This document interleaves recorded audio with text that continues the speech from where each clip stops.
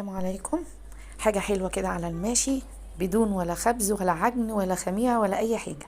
كل المطلوب عيش، معلقتين سمنة، وشوية سكر، وكوباية مية إن شاء الله. ادي ده كل طلباتنا. كده هقطع العيش شرايح طولية، هخلص الكمية اللي أنا عايزاها دي حسب رغبتك، رغيفين أكتر زي ما انت عايزة.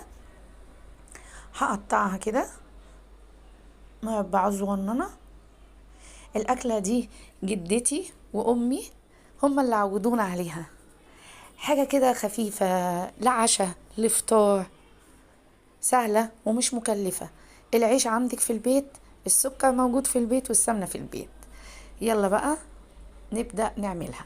هنحط السمنة بتاعتنا ونسيحها على النار، وبعدين ننزل بالعيش المتقطع.